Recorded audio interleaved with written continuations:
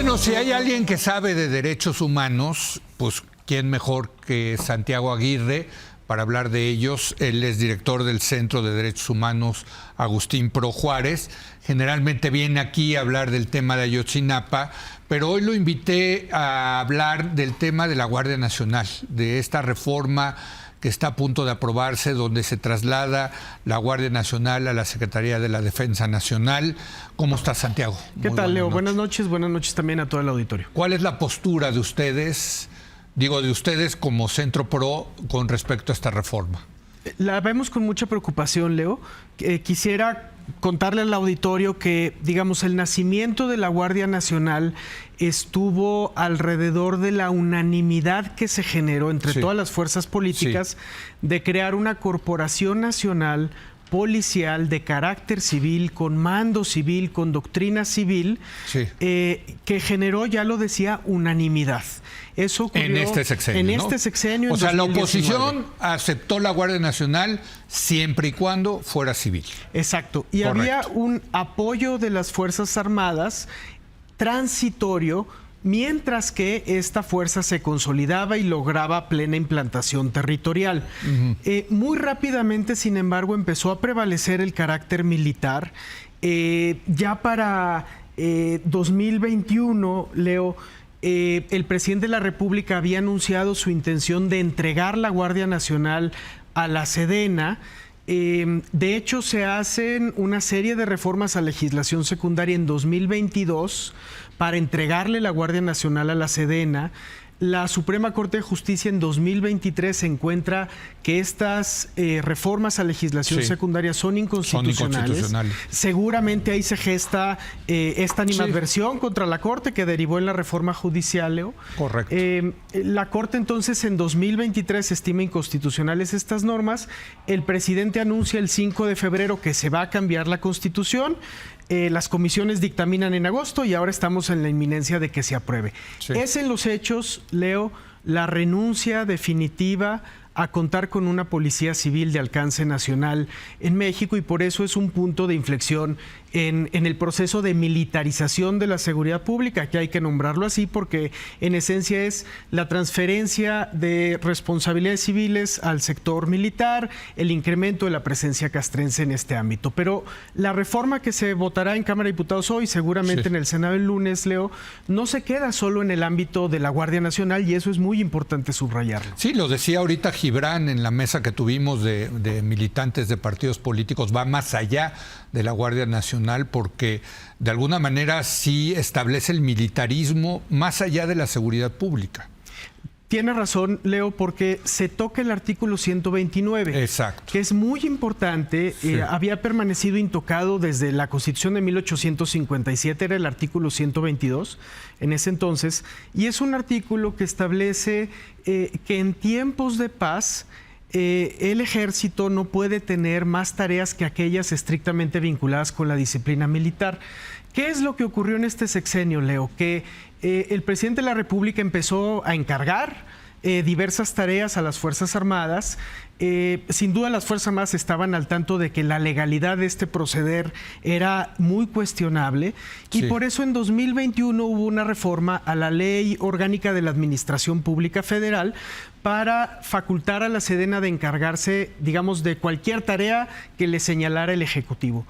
Seguramente las voces sensatas que quedan advirtieron que esto tenía escasa base constitucional, que podía caerse en cualquier momento, aunque lamentablemente nadie presentó acción de inconstitucionalidad con esta reforma.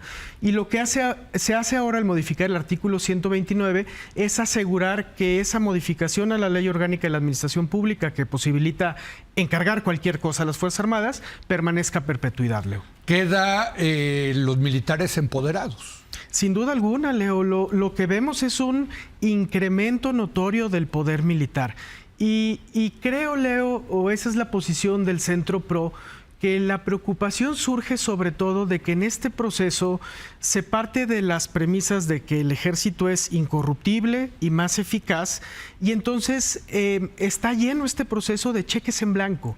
no se están generando controles civiles extraordinarios Es que ese es el tema. y robustos, que son los que tendrían que estar de pie en este momento. Y luego, ¿quién puede echar para atrás una reforma así? Imagínate, con ese gran poder que va a tener el ejército, la marina, los militares, pues ¿quién les puede decir luego que, pues sabes qué, no funcionó, esto va para atrás, ¿no?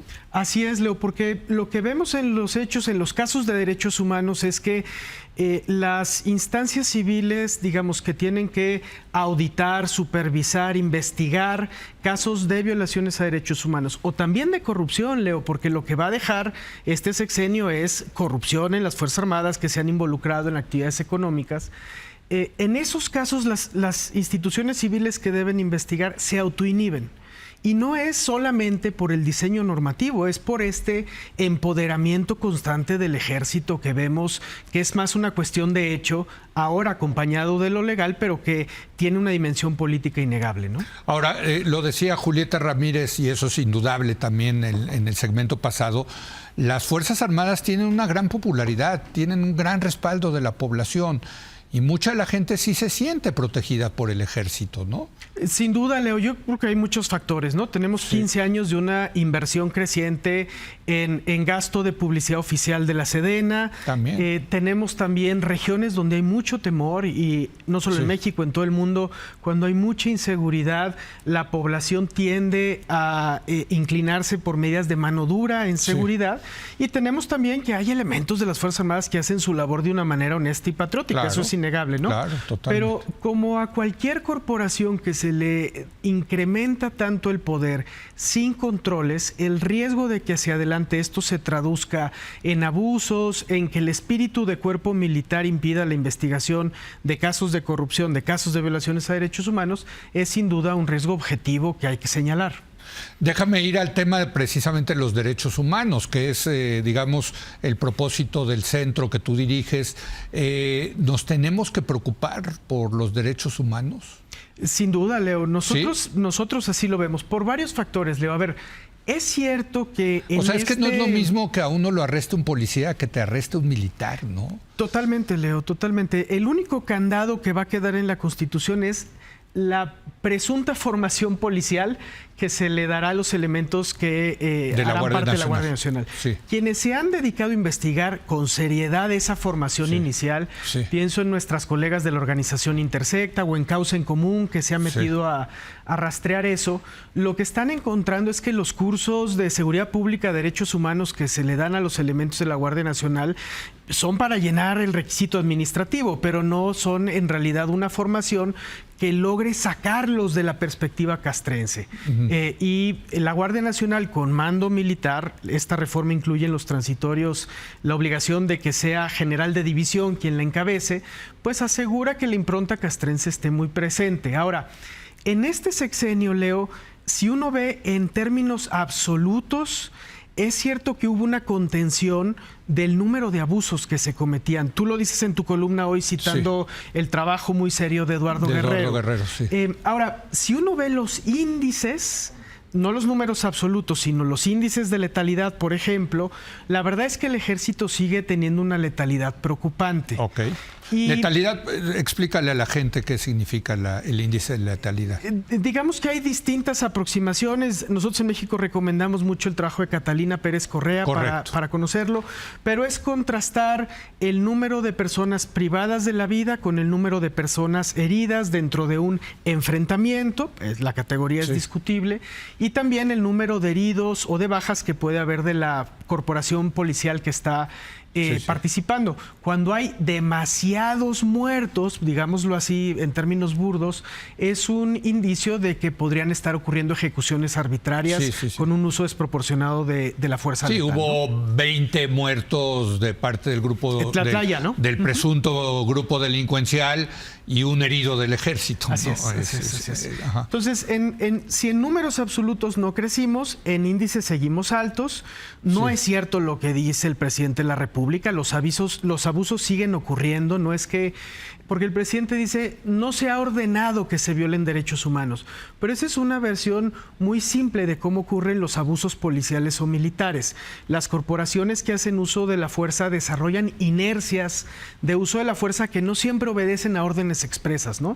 Muchas veces son prácticas toleradas implícitamente. Así es. Y lo que ha ocurrido, Leo, es que esos abusos siguen ocurriendo en el presente. La Guardia Nacional, los revisantes de venir para acá, tiene ya del orden de casi 10 violaciones, 10 recomendaciones por violaciones graves a derechos humanos en este sexenio, tortura, desaparición de personas, en fin, más de 1,500 quejas con una CNDH que no se ha caracterizado en esta administración por investigar. Entonces, no es que estén erradicados los abusos.